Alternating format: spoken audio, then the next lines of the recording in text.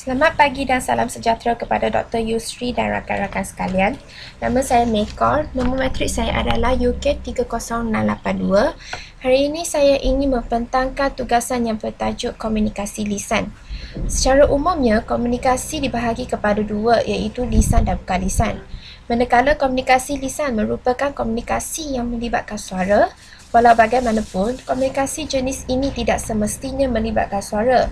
Bahasa atau simbol juga merupakan komunikasi jenis lisan. Untuk memulakan pembentangan saya, di sini boleh nampak satu gambar yang menunjukkan proses komunikasi lisan secara ringkas. Terdapat sumber, iaitu menunjuk kepada orang yang sedang bercakap di pentas memberi maklumat ataupun informasi kepada penerima. Ini adalah penerima, receivers. Penerima dalam proses tersebut akan dapat tindak balas daripada penerima kepada penyampai. Seterusnya, saya ingin pergi dengan lebih lanjut dan bermula dengan konsep ataupun definisi komunikasi terlebih dahulu. Komunikasi adalah suatu proses pemindahan maklumat ataupun informasi daripada seseorang kepada orang lain. Ia melibatkan komunikasi secara lisan ataupun bukan lisan dan melibatkan bentuk interaksi dua pihak ataupun lebih daripada itu, sama ada dalam kelompok, organisasi dan masyarakat, agar terhubung antara satu sama lain.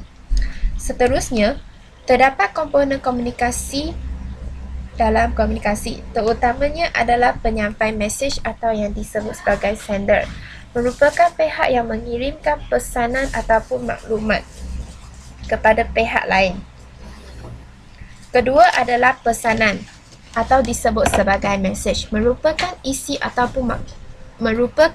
maklumat yang akan disampaikan oleh satu pihak kepada pihak lain. Seterusnya adalah saluran ataupun disebut sebagai channel. Komponen ini merupakan media apa yang digunakan untuk menyampaikan pesan dalam komunikasi. Sebagai contoh, kita boleh menggunakan telefon bimbit ataupun video call yang tidak semestinya kita perlu bertemu untuk menyampaikan mesej. Yang keempat adalah penerima ataupun receiver, merupakan pihak yang menerima pesan dari pihak penyampai pesan. Yang akhir sekali adalah maklum balas ataupun receiver, adalah komponen yang merupakan tanggapan dari penerimaan pesan atas isi pesan yang disampaikan. Seterusnya, saya ingin sentuh tentang definisi komunikasi verbal. Proses komunikasi verbal adalah proses yang melibatkan percakapan ataupun merupakan pengucapan bersuara yang diterbitkan melalui penggunaan bahasa yang bertujuan untuk melahirkan pemikiran, perasaan dan tindak balas terhadap sesuatu isu atau persoalan. Komunikasi verbal juga dikenali sebagai komunikasi lisan. Selain itu, komunikasi lisan merupakan pengucapan atau penggunaan bahasa dalam bentuk pertuturan dan penulisan yang disampaikan kepada individu lain dengan tujuan perkongsian makna, memberitahu, mendidik, memujuk, lambang sesuatu budaya dan identiti bangsa, dan saluran meluahkan perasaan dan idea. Seterusnya, saya ingin sentuh tentang tujuan komunikasi.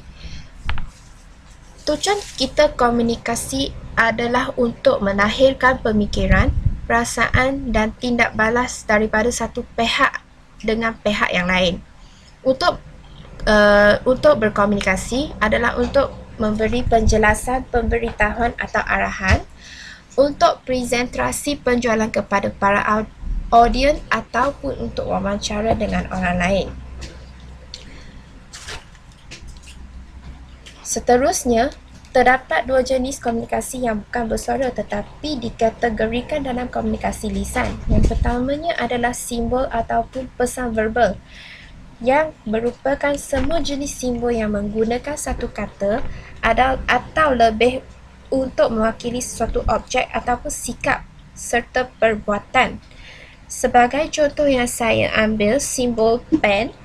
Pen adalah satu kata nama yang disebut oleh manusia yang diterima pakai oleh semua orang dan boleh difahami apa itu pen. Proses ini menjadi satu hasilan yang dinamakan sebagai bahasa yang terhasil apabila aturan untuk mengkombinasikan simbol-simbol yang digunakan oleh sesuatu komuniti.